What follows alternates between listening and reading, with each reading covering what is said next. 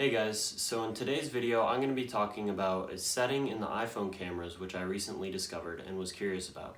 So I conducted a little experiment where I drove to and from a location so that I was driving over the same roads just to compare the video quality with and without the camera locked in the iPhone. What this setting does on any iPhone with multiple camera sensors on the back is it keeps the iPhone from switching from one sensor to the other. And what that means is it stays on one camera the entire time. And when it's unlocked, it'll switch automatically between the 2 or 3 cameras, depending on what phone you have, as it needs to.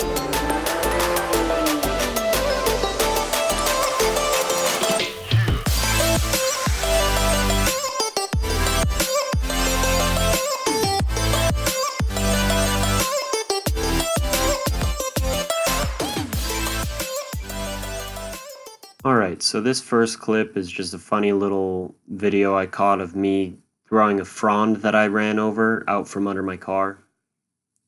So the way I handled this experiment is I went to and from a location just so that I could drive over approximately the same roads and bumps to determine how the locked versus unlocked camera footage appears, and to see how the iPhone handles similar environments with the camera sensors locked or unlocked.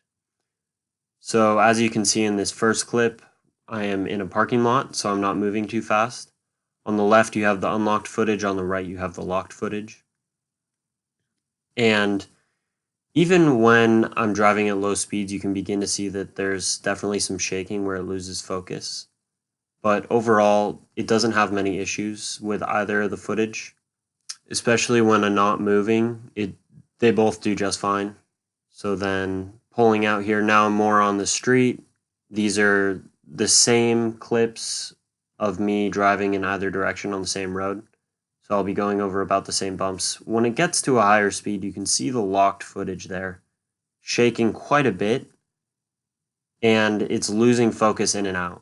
It's definitely having difficulty, and that seems to be a continuing theme here.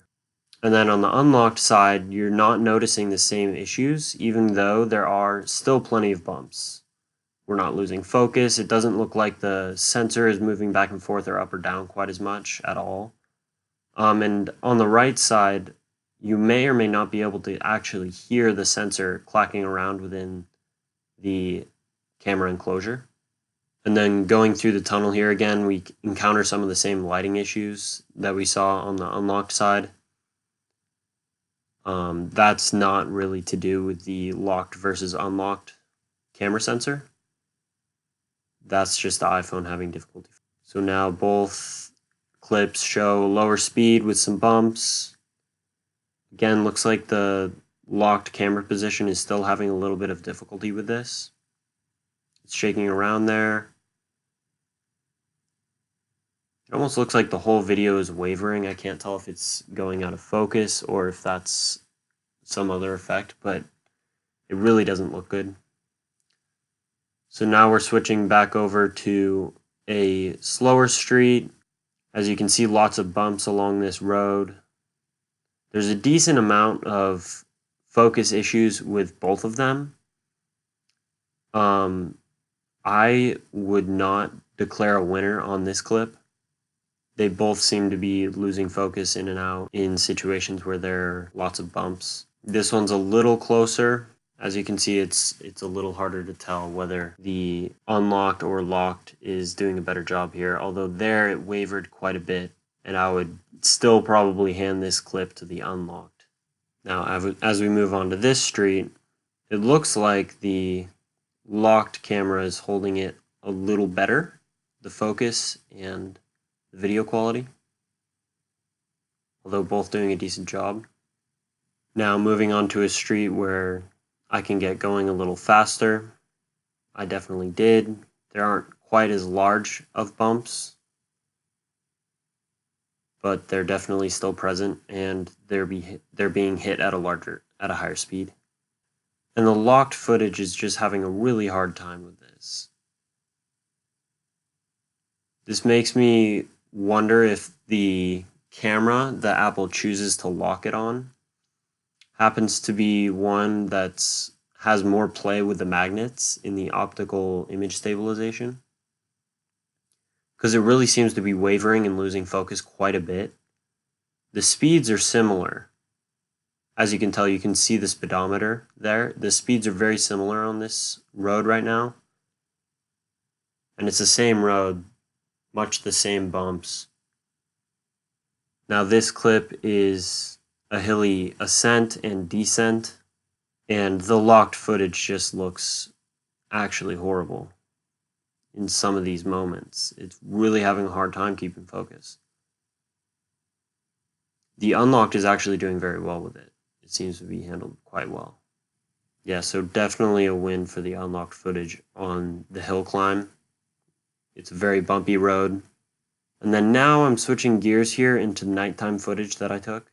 An interesting difference I noticed is that it seemed that the unlocked footage had a much more difficult time. As you can see, completely losing focus on the road here through all these bumps. If you look at the hazard button there, it's coming in and out of focus. It's almost as if the camera is going cross-eyed back and forth. And the locked sensor seems to be holding very stable. There aren't really any noticeable issues with that.